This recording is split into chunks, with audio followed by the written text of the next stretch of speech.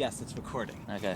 Hello, one and all, to the And You Said I Know You Q&A with Daniel, Cha, and Krassow. And I hope you all enjoy the questions that you sent to us. We will answer them as honestly and truthfully as we can.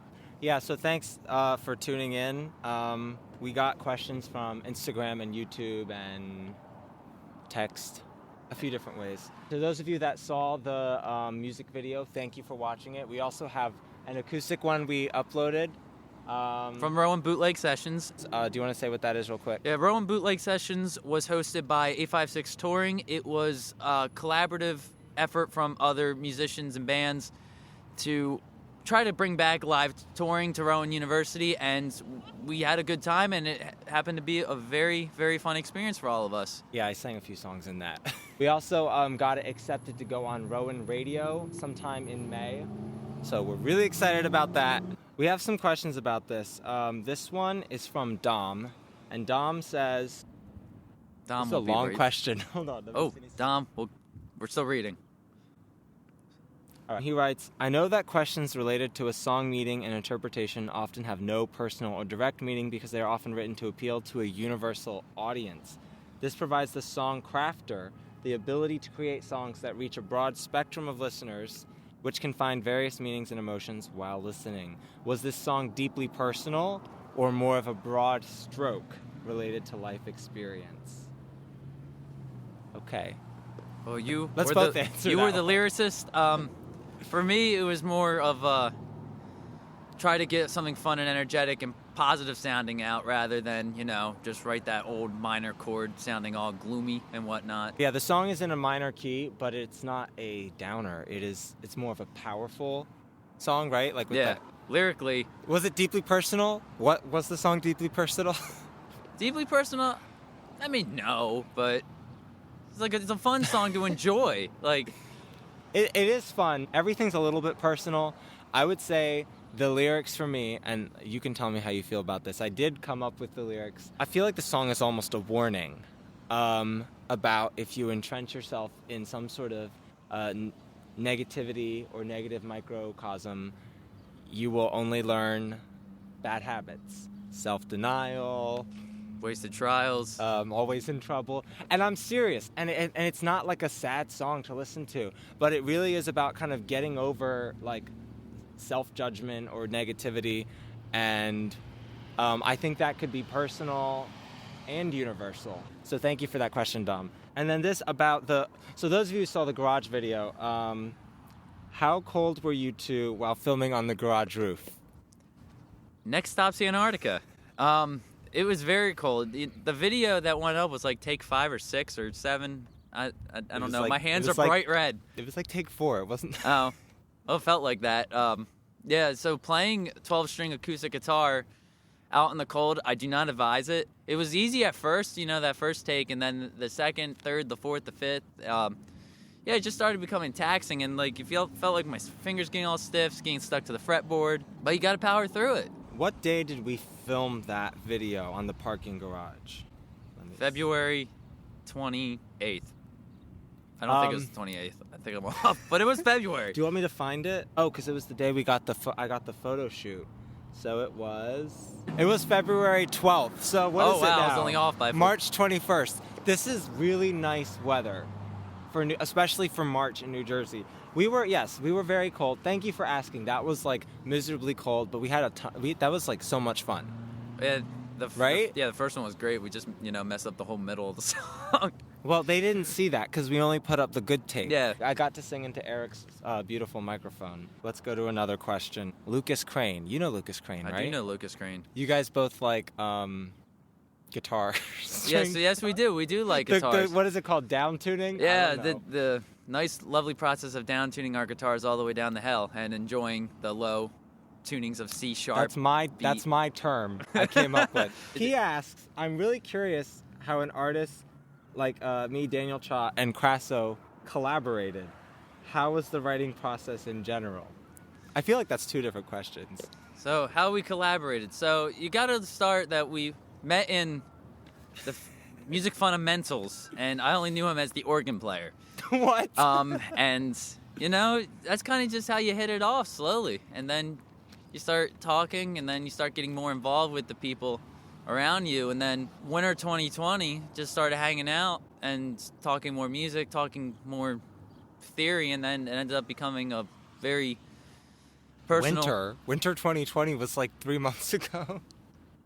That was 3 months ago. Winter 2020 Oh, was 3 months ago. I'm talking about the January to March. Oh. That winter. So the winter in New Jersey happens during the spring semester, January, February. Yeah, so it kind of started there, and kind of skipping the May, it was like, you want to try to be productive, and just came up with some musical ideas, started talking about what key we wanted to do it in, what chord progression, the idea, slowly structured the song, and it started from simple guitar riff and then just building around that. Yeah. But how we collaborated was we just took the best of both worlds and aspects of, we wanted to have a guitar oriented, avoid using, I don't want to say our cliches, but stuff we... Well, it's a rock song, and I haven't really made a rock song. I haven't ever finished a rock song. And I kind of wanted to stray differently from the overall aesthetic of my second album, where I wanted a more pop rock oriented track that was more lively and energetic rather than heavy metal banger. Yeah. After we talked about chords for 2 hours, right, on FaceTime. Yeah. We talked about chords. He made his his little idea. We both use Logic Pro, the program by Apple, the Far DAW. superior. Did not, just kidding. It is far superior. No, not just kidding. And we use Google Drive, which is like the best thing ever. So he recorded guitar, just put the project up on the cloud, and I pulled it down and sang over it, coming up with different ideas. And I sent it back to him, and he was just like, whoa, what is this? This isn't what I thought it would be. And we talked about it for like a week, and then we didn't do anything for like 8 months. 8 months almost. And then we shelved it for a while. But then he went back and he guitar Yeah, like solos? kind of layered guitars to it. Just added some other elements that you could use if we decided, go with it. Some made it, some didn't make it. So we're like sending the project. So this is the cloud right here. So like he's putting the project on the cloud, then I'm taking it back, singing, doing my thing, exporting the edits, putting it back in the cloud, and we're going back and forth. Yeah, getting it back, then listening to it, then on FaceTime yelling, it's like, why'd you take my guitar thing out? And then, I didn't take your guitar. Oh, we got a fan over there. Hi. Yo, I like cool that truck. color truck. What did I take from your guitar? No, you took the end. It was the end of your vocal, the high part. I thought, yeah, let me just try to do this, and then I realized that that's not the right note. Wait, so Eric didn't hear that high vocal. Okay, there's a lot of geese here. Pardon us. So there's this high part at the end of the song with this I recorded it it was really silly. It was really high, and Eric didn't hear that for a few months. So what was your reaction when you heard that? I was like, yo, this is it. This is the hook. This is the $1 million point. No, actually, we laughed for like 5 minutes straight. Remember? What key is it in? It's like, no. It was like, it was really high. But it was fun. It was to the point of it's like, this is hilarious. And then I'm like, wait a minute, this is great. He was the one who said, you have to keep that. And I was like, thanks. Keep it. We need it. You get a lot of confidence when you do something silly and everybody kind of wants you to keep it that way. Yeah, and then I copied a little bit of the vocal and the rhythm guitar with that lead thing. And that really reinforced it because when you sing up in a head voice you're missing harmonics and your voice it doesn't cut through as much. So having a electric guitar, it went really nice. All the comments we got from people, it was all about how the voice went well with the guitar. And I don't play guitar. And it was awesome how everything just kind of blended together. I bought a guitar I'd never used before with a different configuration and everything. And want to experiment, and did it, and it worked beautifully. All right, so Take two. This question, our camera shut off. How annoying. It's because it's facing the sun, and everything here is black. Aiden asks, what was your songwriting process having to work virtually? Well, it started with FaceTime, and then it led to discussing, and then coming up, obviously, with the song's main guitar riff. All the stuff he recorded later that week, and I was singing over it, coming up with stuff. Hello. Hello. So there's a lot of people in here who are saying hi. What was I saying? Yeah, so I was singing over the project, much like that guy. No, for real, I'm like yelling, and I'm like trying to come up with something that sounds like pop rock that I hope that he'll like, that I hope I like, and that was like the writing process. It was a lot of arranging more than writing. So I guess I didn't really do a ton of arranging. I wrote the lyrics. He It kind of like what did the goes what, arranging. where, when, and how. And even if we were able to work together simultaneously in front of I feel one like it would Logic have been the session, same. I would have said a slightly different song.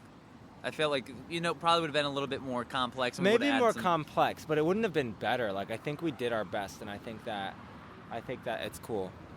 I hear other people over there like talking to us. It's funny. Let's see another question. Was this song more difficult to write than others? If not, what song of yours was the most difficult? So we're two different people, so we're each gonna answer. So the song itself, not difficult at all to write. The guitar riff is, I don't want to say one of the more simpler things I've ever recorded. It was more, growing more with a simplistic thing that we could do more if just starting easy, because we're as different as we are, that if we have one guitar riff, it's easy to work with, and then I can do the rest of the instrumentation for the band as if I would do it, and then he can do his vocal stuff. So then what would be like a hard song for you? What was like a harder thing for you to do? I could just say the hardest song I did was I Loved You at Your Darkest. The original, even all the way up to the orchestral version, it was a lot of picking and choosing instrumentation, because that song has more sections rather than just verse, chorus. Yeah. And I wanted everything to blend together. Like, I was even picky about what reverb I used, what delay, on what instrument. We were picky about the reverb we used for this song. Yeah, but if you guys don't know, he has this song he wrote called I Love You at Your Darkest, but there's a lot of different additions. Like, how many do you have? Is it 2 or 3? I have 4 editions There's of 4. it. Different keys, different They're melody. different. We've done stuff that was more... Okay, another thing I did is, the song Joy to the World by Isaac Watts and Handel, like, the best writers ever. So I did a choral arrangement of that, and it was, like, so complicated. But complicated doesn't mean that it's good, and simple doesn't mean that it's bad. So for this, a collaboration, it's not about can we both do the most complex thing we're able to do. No, that would have been like annoying. But can we both do our best at what we're doing? It wasn't that we were trying to impress one another and go as complicated as we can. Like, I mean, I wanted you to be impressed. Yeah, and overall it was... Were you impressed? Impressed? Yes, the high nothing end. So how did you feel about filming And You Said I Know You at Rowan University? Well, I like making music videos. Going there on campus is always like fun just to walk around. I like walking around there. And I said, we have to do a music video. And then we were like, well, where are we going to do it? What, are we going to go to each other's basement or something? And I felt like maybe they'll feel like it's familiar, right? Yeah, it's like the nostalgic feeling, just because we've been there for a total 5 times in the last year. Yeah, so yeah, there are people who we like, who are friends that we care about, or our teachers, and I knew they would love to see the video being made like on campus. And I know most of you guys probably don't go to Rowan, and that's fine. Most of the people who like follow me aren't, Rowan University students. You just see the video and think, oh, it's a music video. But there are some people who, to them, it's real special because that's their parking garage or their dorm or their whatever. And it's just kind of really goofy. And that's just how it is. Oh, and Eric had never made a music video before. And I told him, I'm like, okay, let's make a music video. And you liked it, right? Yeah, when's the next one? Yeah, it's like a high. Making a music video is really fun. And we went out to a diner. We went to 7-Eleven, because we didn't bring food. It took how long did we shoot the video for? Like 4 or 5 hours. We were there for like 4 or 5 hours, but we weren't shooting the whole time. It was like walking from place to place, walking to the train tracks. I got stuck inside of the parking garage. That was fun. But yeah, overall, we wanted to hit spots that weren't just the school buildings. Have you ever played like sync to guitar before? Have you done that before? I tried to sing a guitar with audio? But I'm saying, like, have you ever played it for a video? No, I've never done that. It's a different skill, right? Yeah, I mean, I'm not familiar with the craft of it, but yeah, it was weird because I'm like expecting to hear the guitar back, but even if you go watch it without the actual official audio. Behind the scenes. Watch the behind the scenes. Get to hear all the lovely unplugged acoustic, or not unplugged acoustic. It is unplugged. No, the unplugged electric guitar. That wonderful sound. Yeah, and you know what else is weird is lip syncing. Sometimes you're singing along, but the other times you're not. You're just trying to like make the visual and make it work and make sure the breath and everything is right. And it's a public place. There are all these people, and I'm like pretend singing, and he's pretend playing, and there's like crap audio coming out, and then you just got random people showing up. And then when you look at the footage, it's awkward as can be. But then when you drag the song in and line it up, it's like, whoa. It was important to also, at least to get it out to Rowan people, because they need some sense of, oh, cool stuff's happening. So on campus, right?